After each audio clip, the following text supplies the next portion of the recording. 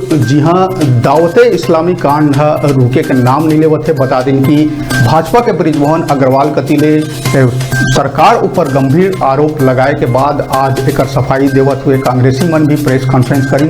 बता दें कि जो दावते इस्लामी संस्था है तेरा 25 एकड़ बोरियाकला में जमीन देहे के जो इश्तहार जो तहसीलदार कतिले इश्तहार देहे के बाद मामला तूल पकड़े लगी और ये मामला में भाजपा मन कांग्रेस सरकार ला जम के घेरिस। बता दिन ओकर बाद जस्ट आज रायपुर में कांग्रेसी मन एक सफाई करत हुए एक प्रेस कॉन्फ्रेंस करिस। अब आप पहले सुन लेता नो का थी।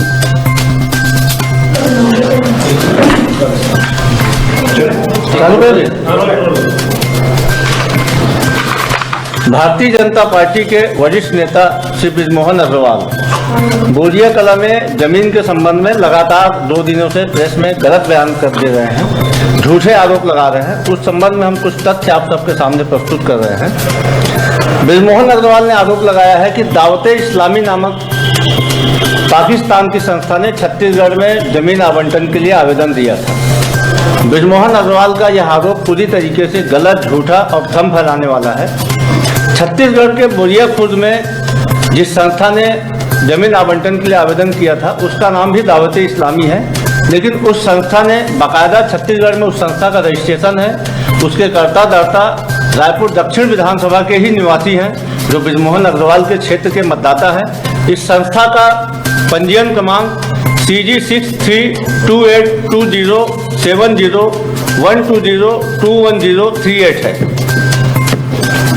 और इस संस्था का जो वैश्विक संस्था है दावते इस्लामी जिसका मुख्यालय कराची है, उस संस्था से कोई भी लेना देना नहीं है। यह संस्था छत्तीसगढ़ में पिछले 15 सालों से काम कर रही है और पंजीकृत संस्था है। दूसरा तथ्य यह है कि बृजमोहन अग्रवाल यह भी झूठ बोल रहे हैं कि दावते इस्लामी ने जो जमीन आवंटन के लिए आवेदन किया था वह 25 एकड़ का है। उस संस्था ने मात्र 10,000 वर्ग फीट जमीन के लिए आवेदन किया था और उसका आवेदन भी निरस्त किया जा चुका है। दूसरी जो महत्वपूर्ण बात यह है कि बृजमोहन अग्रवाल इतने वरिष्ठ मंत्री रहे हैं 15 साल तक, यहाँ तक कि राजस्व मंत्री भी रहे। उनको आरोप लगाने के पहले यह इस तथ्य की भी जानकारी करना था कि क्या बोरिया कला में जहाँ पे जमीन मांगी गई है वहाँ पे 25 एकड़ शासकीय जमीन रिक्त है भी या नहीं। वहाँ पे 25 एकड़ शासकीय जमीन रिक्त है ही नहीं, तो उनका यह आरोप भी इसी से ही झूठा साबित होता है। दूसरी जो महत्वपूर्ण बात यह है जिसके आधार पर उस संस्था के जमीन आवंटन के आवेदन को प्रारंभिक स्तर पर ही निरस्त किया गया है, वह यह है कि छत्तीसगढ़ में जिलाधीश को सिर्फ 7,500 स्क्वायर फीट जमीन को ही आवंटित करने का अधिकार है। उसके ऊपर के लिए जमीन का आवंटन के लिए किसी को आवेदन करना है तो राज्य सरकार उसमें निर्णय लेती है और राज्य मंत्रिमंडल उसके लिए निर्णय लेता है। जिला प्रशासन इसके लिए निर्णय नहीं ले सकता। और बृजमोहन अग्रवाल की प्रेस कॉन्फ्रेंस करने के पहले ही उस संस्था के आवेदन को इसी आधार पर निरस्त किया जा चुका है।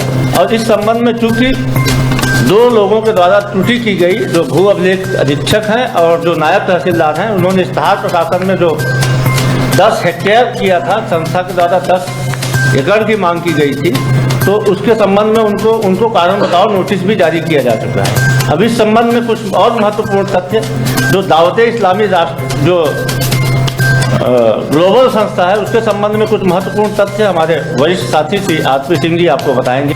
माननीय बृजमोहन जी बहुत ही वरिष्ठ नेता हैं। 15 वर्ष तक रमन सिंह की सरकार में मंत्री रहे, अलग अलग मंत्रालय की जिम्मेदारी उनके सिर पर थी। तो मान के चलता हूँ कि बहुत ही अध्ययनशील और अनुभवी व्यक्ति हैं, जो कुछ कहते हैं सच कहते होंगे, ऐसा मैं मान के चलता हूँ। उन्होंने वक्तव्य दिया कि दावते इस्लामी की मूल संस्था का पंजीयन कराची पाकिस्तान में 1981 में किया गया था और रायपुर की जो संस्था दावते इस्लामी है ये भी उससे जुड़ी हुई है। मैं इस आरोप को भी थोड़ी देर के लिए सच मान लेता हूँ।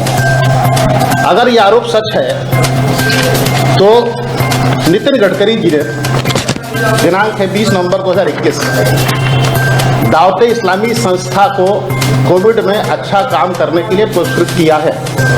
मतलब बड़ा स्पष्ट है, अगर ये संस्था आतंकवादियों को फंडिंग करती है, आतंकवादियों की संस्था है, तो मोदी सरकार और नितिन गडकरी आतंकवादियों के साथ मिले हुए हैं, ये मेरा आरोप है। दूसरी बात, जब 2000 में स्वराज की स्थापना हुई थी तो मोदी जी यहाँ पर्यवेक्षक बनकर आए थे, उनके साथ अभद्र और अशोभनीय व्यवहार हुआ था, जिसमें बृजमोहन अग्रवाल जी का नाम प्रमुखता से उभर कर सामने आया था। मेरा ये सीधा सीधा आरोप है, उस तलखी को बरकरार रखते हुए मोदी जी को नीचा दिखाने के लिए ये जानबूझकर दावते इस्लामी के नाम का इस्तेमाल किया गया है और ये साबित करने की कोशिश की गई है कि केंद्र की मोदी सरकार आतंकवादियों के साथ खड़ी है।